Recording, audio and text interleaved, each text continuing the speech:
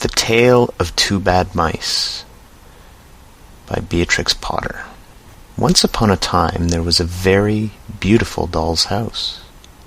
It was red brick with white windows, and it had real muslin curtains and a front door and a chimney. It belonged to two dolls called Lucinda and Jane. At least it belonged to Lucinda, but she never ordered meals. Jane was the cook, but she never did any cooking, because the dinner had been bought ready-made in a box full of shavings. There were 2 red lobsters, and a ham, a fish, a pudding, and some pears and oranges. They would not come off the plates, but they were extremely beautiful. One morning, Lucinda and Jane had gone out for a drive in the doll's perambulator. There was no one in the nursery, and it was very quiet. Presently, there was a little scuffling, scratching noise in the corner near the fireplace, where there was a hole under the skirting board. Tom Thumb put out his head for a moment, and then popped it in again. Tom Thumb was a mouse. A minute afterwards, Hunca-Munca, his wife, put her head out, too. And when she saw that there was no one in the nursery, she ventured out on the oilcloth under the coal box. The doll's house stood at the other side of the fireplace. Tom Thumb and Hunca-Munca went cautiously across the hearthrug. They pushed the front door.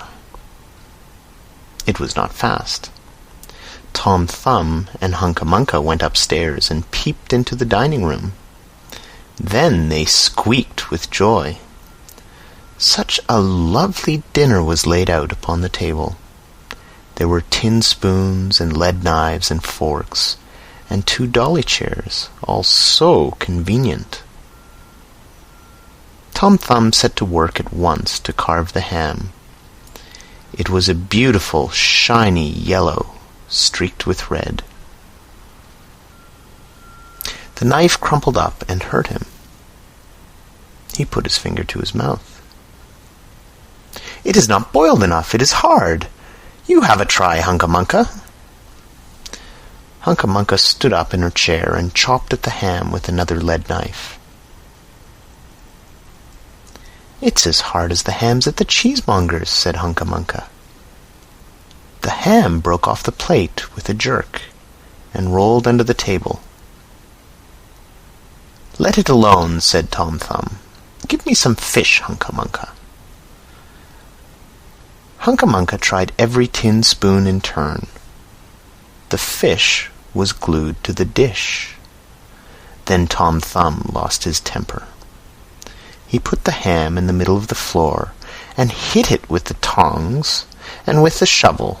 Bang, bang, smash, smash.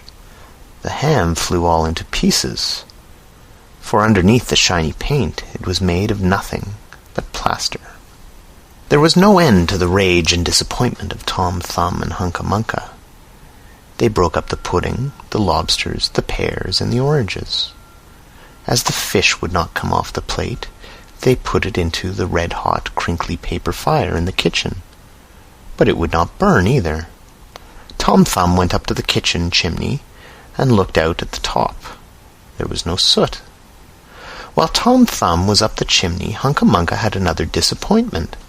She found some tiny canisters upon the dresser, labeled rice, coffee, sago, but when she turned them upside down, there was nothing inside but red and blue beads.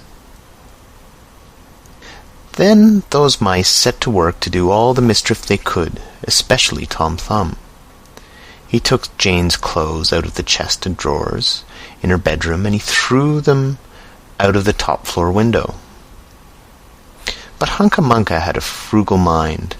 After pulling half the feathers out of Lucinda's bolster, she remembered that she herself was in want of a feather bed. With Tom Thumb's assistance, she carried the bolster downstairs and across the hearthrug. It was difficult to squeeze the bolster into the mouse-hole, but they managed it somehow. Then Hunca-Munca went back and fetched a chair, a bookcase, a birdcage, and several small odds and ends. The bookcase and the birdcage refused to go into the mouse-hole. Hunca-Munca left them behind the coal box and went to fetch a cradle.